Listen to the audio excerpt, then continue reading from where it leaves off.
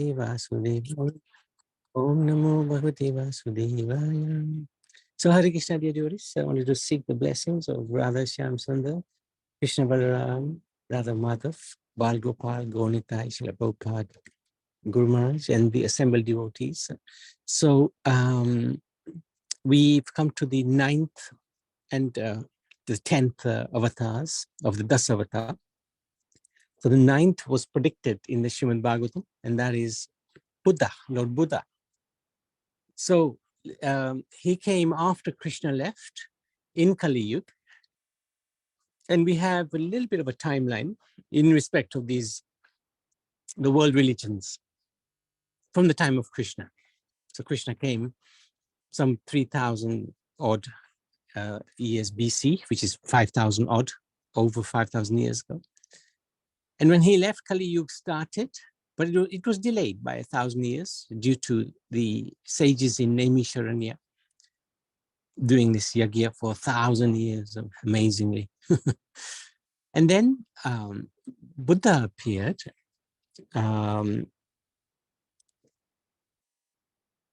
about 560 BC, so before Christ. So about 2,500 years ago. And the reason he came was because Kali Yuga had descended into a farce. The Brahminical society were misusing the Vedas and doing animal sacrifices because they wanted to eat meat, basically. And Buddha's main job, task, reason for coming was to stop this animal sacrifice in the name of the Vedas. So he, being God, although God, he proclaimed that the Vedas should be rejected due to the misuse of the Vedas. Then after that, very soon after that, 20, 30 years after, Mahavir Swami came of the Jain religion. Then Jesus Christ, 2023 years ago, followed by Muhammad. And then Adi Shankaracharya, 780 odd AD.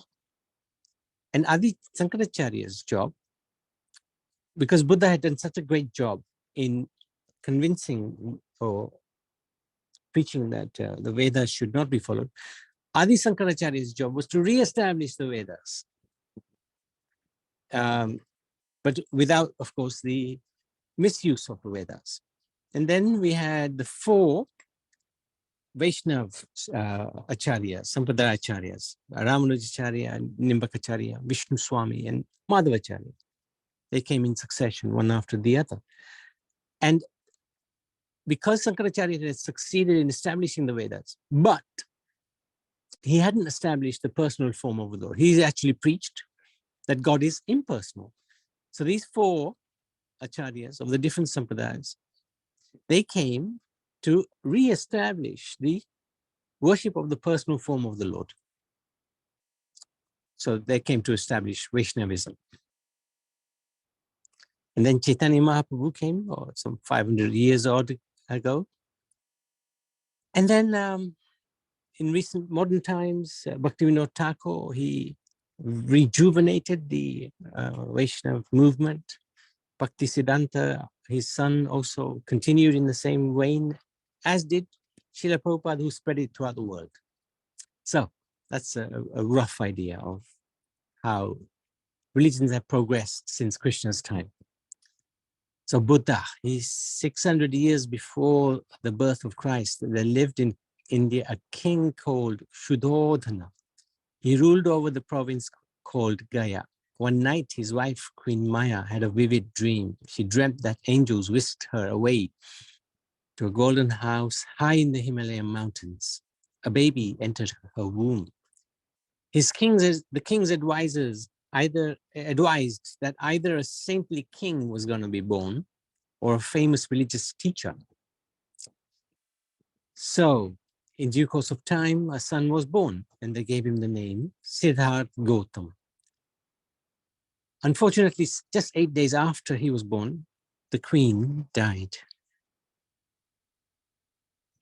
The king, he ordered the servants, the prince should never leave the kingdom, the palace, under any circumstances.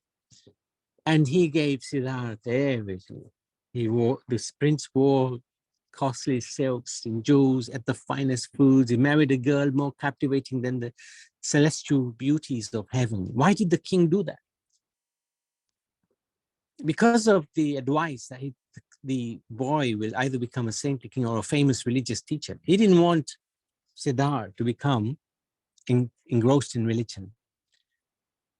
So he kept him to the palace, kept him within the palace. But Prince Siddhartha was not entirely happy. There arose within his heart a longing to know what lay beyond the palace walls. So when he was 29 years old, Siddhartha managed to escape the vigilance of his father's guards, and he left the palace grounds for the first time in his life. For 29 years, he was always henpacked in the palace. Now, for the first time, he came out, very curious to see what's going on out here. Because inside, he wasn't happy. And there was a reason why he wasn't happy. He knew there's something more to life.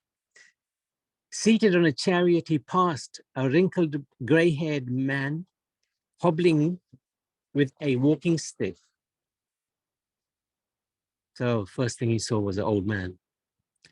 He'd never seen an old man in his life. He didn't know what old age was. He then saw a man lying beside the road, wheezing and coughing blood. So again, he'd never seen disease. He was surprised, he was shocked. What's going on? Almost immediately thereafter passed a procession of people weeping and carrying a lifeless body. Siddhartha didn't know what to make of it. He stopped a passing monk and he inquired, "Who are these people and what are they doing?" The sage replied, "Young man, no one who takes birth in this world can avoid the three types of suffering: old age, disease, and death." So we're in the same boat, right? Can't avoid old age, disease, and death. It will come, just a question of time. Shocked at this news, Siddhartha returned undetected to the palace. Why must there be suffering? He asked himself repeatedly. He vowed to himself to solve these problems. One night, whilst everyone was sound asleep, he crept from the palace. He crept out from the palace and entered the forest, never to return again. He lived the life of an ascetic, accepting great discomfort.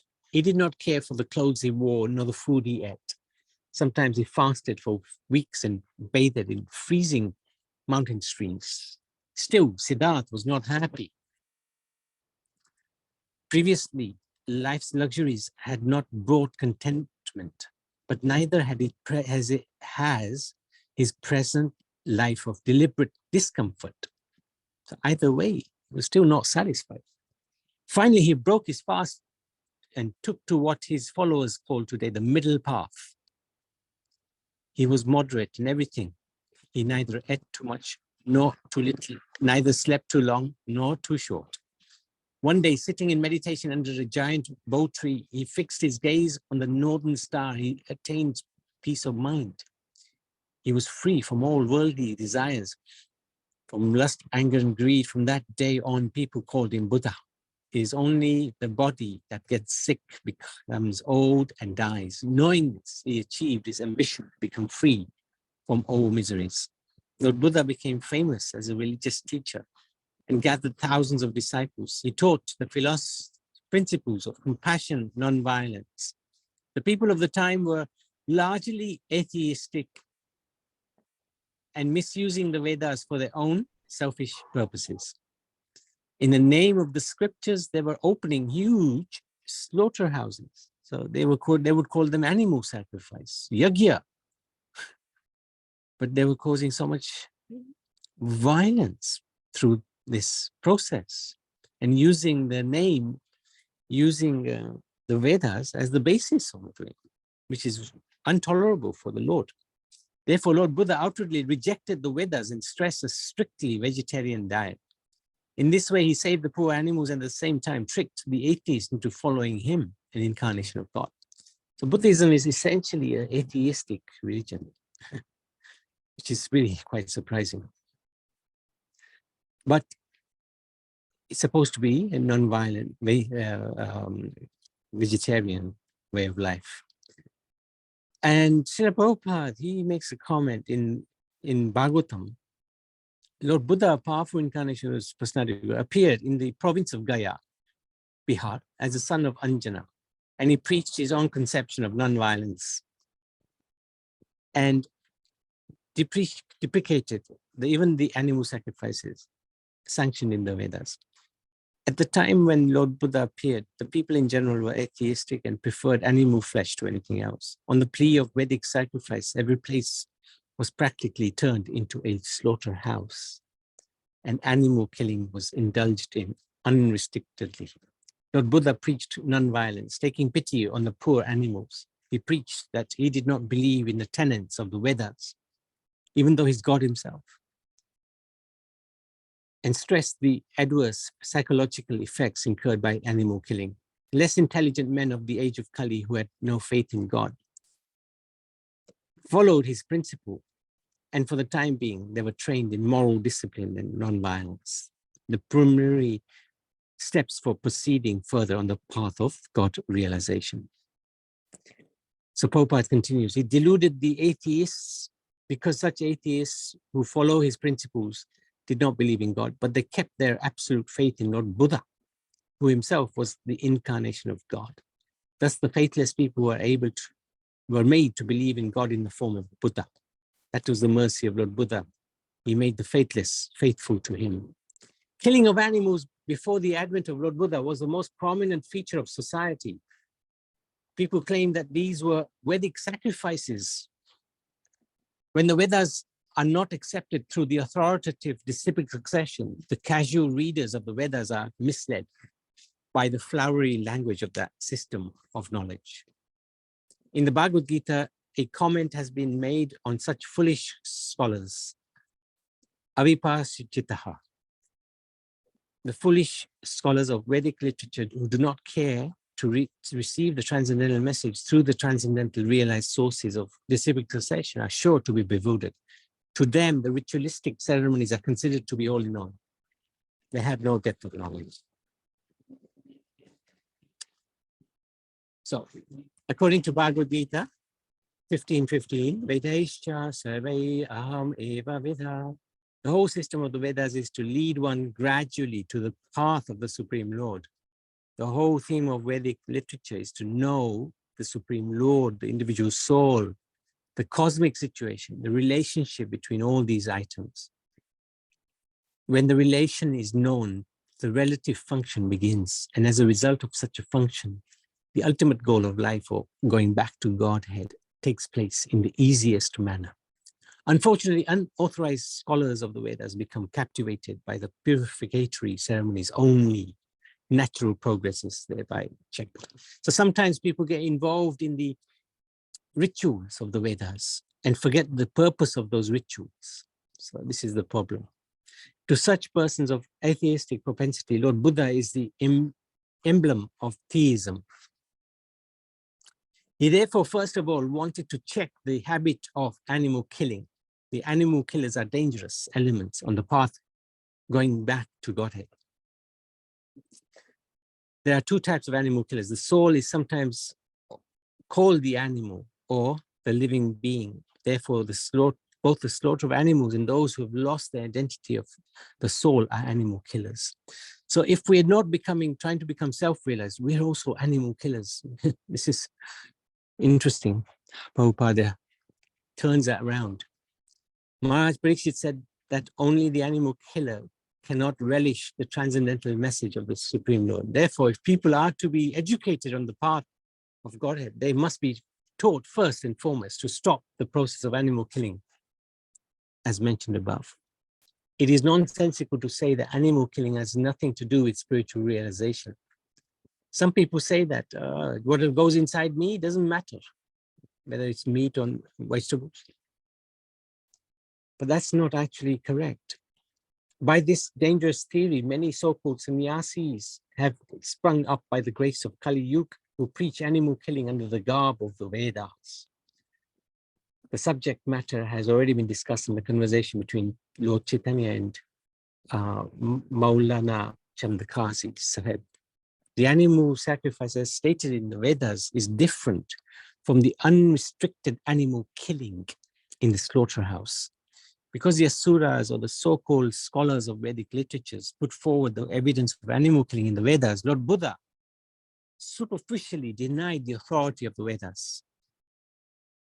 This rejection of the Vedas by Lord Buddha was adopted in order to save people from the vice of animal killing, as well as to save the poor animals from the slaughtering process of their big brothers who clamor for universal brotherhood, peace, justice, and equity.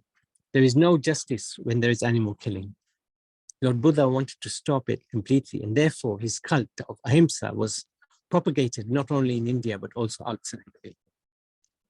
Technically, Lord Buddha's philosophy is called atheistic because there is no acceptance of the Supreme Lord, and because the system of philosophy denied the authority of the Vedas.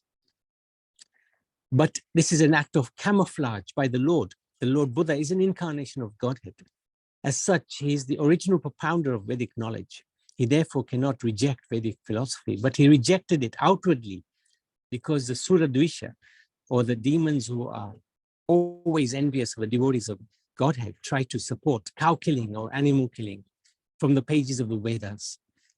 And this is now being done by modernized sannyasis. Lord Buddha had to reject the authority of the Vedas altogether. This is simply technical, and had it not been so, he would have not been so accepted as the incarnation of Godhead, nor would he have been worshipped in the transcendental songs of the poet Jayadev, who is a Vaishnavacharya. Lord Buddha preached the preliminary principles of the Vedas in a manner suitable for the time. And so also did Shankaracharya to establish the authority of the Vedas. Therefore, both Buddha and Acharya Shankar paved the way, path of theism and Vaishnavacharyas, specifically Lord Chaitanya Mahaprabhu, led the people on the path towards a realization of going back to Godhead. We are glad that people are taking interest in the non-violent movement of Lord Buddha, but will they take the matter very seriously and close the animal slaughters altogether? If not, there is no meaning to the Ahimsa cult. Srimad Bhagavatam was composed just prior to the beginning of the age of Kali, about 5,000 years ago. And Lord Buddha appeared about 26,000 years ago. Therefore, in the Srimad Bhagavatam, Lord Buddha is foretold. Such is the authority of this clear scripture. There are many such prophecies, and they are being fulfilled one after the other. They will indicate the positive standing of Srimad Bhagavatam, which is without any trace of mistake, illusion, cheating, and imperfection, which are the four flaws of the conditioned souls. The liberated souls are above these flaws. Therefore, they can see and foretell things which are to take place on distant future dates. So that's the end of the Prabhupada. Prabhupada really explains it so well, the appearance of Lord Buddha, because it is very confusing. God himself comes and rejects the Vedas and effectively also rejects the concept of the Supreme Lord. That's difficult to understand, but Prabhupada explains it nice. Buddha is regarded to be a Shaktavesh avatar of the Lord. Shaktavesh avatar are generally jivas, just like us, you and me. But this is, a Shaktavesh means specially empowered by the Lord, and thus they're called incarnation or avatar. So, the preaching and teachings of Buddha, ahimsa, the main thrust of Lord Buddha's preaching is ahimsa, non-violence. Although ahimsa is not a religious principle itself, but it is an important quality for persons who are actually religious. Although ahimsa is a Vedic precept, Buddha's approach was not based on the Vedic authority, but rather on observable experience in material life. Sadaya Hirda Darshita, two sides. first of all, he was very much compassionate, that poor animals, they are being killed. On the other side, he saw whole human race is going to hell. So let me do something. Therefore, he had to deny the existence of the soul because their brain will not tolerate such things. Therefore, he did not say anything about the soul or God. So Buddha's silent. Buddha was silent, and Buddhism is silent about God. Denial of Vedic authority. Due to widespread misuse of Vedic injunctions allowing violence, it was necessary for Lord Buddha to reject the Vedas altogether in order to promote ahimsa culture. Materialists basis, Lord Buddha never spoke of a supreme person or of a spirit soul. Teaching solely from the material platform, his philosophy begins from the premise that consciousness is the product of a combination of matter. So that's atheistic philosophy, that life comes from the Big Bang. He didn't propagate the Big Bang, but effectively he denied, or he didn't discuss the existence of the soul or God. This is the opinion of modern scientists or the Buddha philosophy, that soul, there is nothing like soul separately, but by combination of matter, at certain stage, the living symptoms are manifest. And as it is combination of several chemicals, so it is also finished as soon as the body is finished. Buddha proposed to seek peace in its cessation.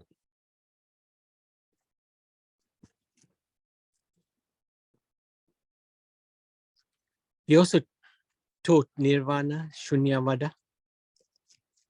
Nirvana is a Vedic principle of ending the process of material life, material desires, material activity, and the pangs of material existence. Lord Buddha taught that the ultimate goal of life is nirvana. Nirvana, the Buddhist philosophy, is just above the material conditional life, but on the margin of spiritual existence.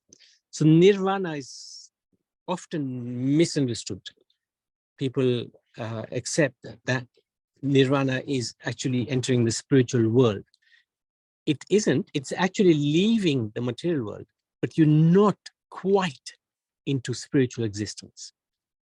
So this is sometimes a misunderstanding, even amongst the Hindu community. They say moksha.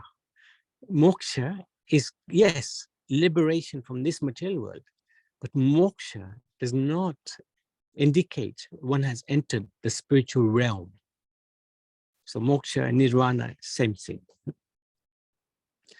The Buddha philosophy advocates nirvana, no more desire. By desire, you become implicated. So make your desire extinct. Then there will be no more feeling of pain and pleasure. But we know that's impossible because the soul has one thing which it can do, which is desire, icha. It's the one thing we can do. Everything else God does. But we can have some desires. Our problem is all of our desires are materially based. And the idea of bhakti yoga or spirituality is to convert those material desires into spiritual desires. So we change those desires. We can't stop having desires. It's just not possible. It's just we change what sort of desires we have in time, through knowledge, through practice, through understanding, through association with those who are on a similar path. The final destination, according to Lord Buddha's version, is one of complete negation, a void or zero, shunya state. Sunyavadi means they want to destroy the soul. It's like a little bit like Jainism. It's a very similar concept. Destroy the soul, make everything zero. Again, not possible, because Krishna says in the Bhagavad Gita, the soul cannot be destroyed. Because Buddha's philosophy ignored the presence of the spirit soul or of God, there could be no question of anything positive beyond the material realm, neither bliss, nor cognizance, nor real existence. So the spiritual world cannot exist. by definition, because the soul doesn't exist, God doesn't exist. As Srila Prabhupada writes, his nirvana philosophy means stopping all material activities. So that's half the picture. But there's another half where there is spiritual activity, there is spiritual bliss, there is spiritual desires. So Ashoka, Emperor Ashoka the Great, in 304 BC, he was the ruler of the Maurya Empire. He was a ruthless king. He conquered many kingdoms by killing everyone in opposition. Now, very interesting how this king changed his consciousness. One time, after a battle, he saw his army destroy everyone. No one was alive. And he walked in the battlefield. He was looking, he was enjoying the sight of so many dead opponents. But then he saw a sage who was standing above those who had died, and he was giving them some water. He was putting some water into their mouth. So he counted the sage. He said to the sage, "What are you doing?" So the sage explained to Ashok, "You like to kill, I like to save." Just those words, just those few words, that's one sentence, changed the consciousness of King Ashok. See, the impact of a sage can be very, very, just a few words can just finish one's crazy material life. Anyway, Ashok convert. So he asked, "Which philosophy is this that you are telling me? Please tell me more." So the sage explained, "I follow Buddha." And then he explained about the principles of Buddhism. So Ashok converted to Buddhism and he spread it throughout Bharat and outside Bharat. It later spread to China, Japan, everywhere actually in that part of the world. Everywhere Buddhism is there, even today. But the form of Buddhism there are in existence is very different from the original Buddhism, which was taught by Buddha. There are many sects, but there are two main ones. There's the Theravada, who believe in one Buddha, following 4 noble truths and 8-fold path. So this is prominent in Sri Lanka, Thailand, other areas, other countries in Southeast Asia. And there's the Mahayana, who talk about many Buddhas, and they actually recommend a vegetarian diet. Many Buddhists don't even follow vegetarian diets, so I'm not sure how they can call themselves Buddhists. This is a bit of an idea of what he did. This is where he was, Pataliputra. And he went everywhere, spread Buddhism very, very widely.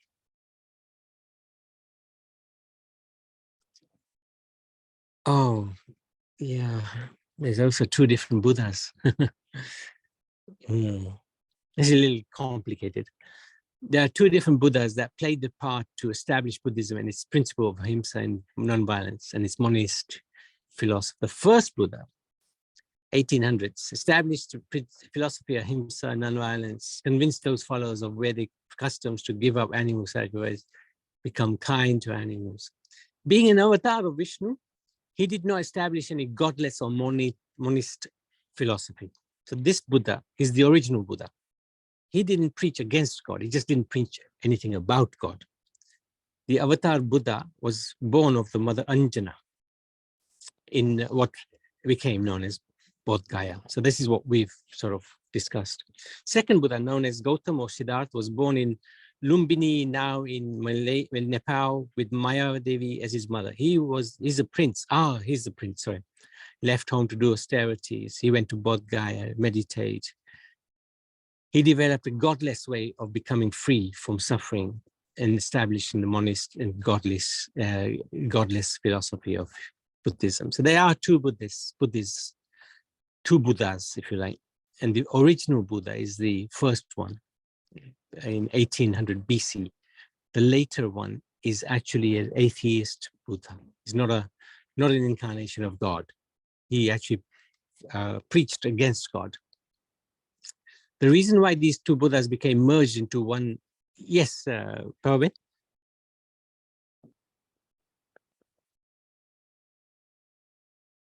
Sorry, it's quite interesting today. Hare Krishna Prabhuji. When you say two Buddhas, so the first Buddha was the real one, which was the king. No, that's the second one. The second one was is Gautam Siddhartha, who was the king. So the first one wasn't necessarily. I don't know what he was. It's not described. Yeah. But, so when you said something about the second one, you said the Siddhartha, who was born in Nepal. Yeah, that's right. That one was the real one. No, the second one is not the real one. This is the real one here. The first one. First one, yeah. It's a little confusing. Confusing. Yeah, that's why I said make sure. But anyway, just carry on. Thank you. So the reason why these two Buddhas became merged into one identity, this is the problem, was partly because Adi Sankaracharya related them as one person. So Adi Sankaracharya didn't discriminate between the two Buddhas because essentially it was the same message, more or less. He didn't discriminate between the purpose of one or the other. Sankaracharya developed his own Shunya philosophy to defeat Buddhism and drive it out of Bharat, which is what he did. So this is really interesting. A man asked Buddha, I want happiness. Buddha said, first remove I, that's ego, then remove want, that's desire. Now see, you're left with happiness. So that's quite interesting. Lord Buddha ki jai. So just check, where are we time-wise?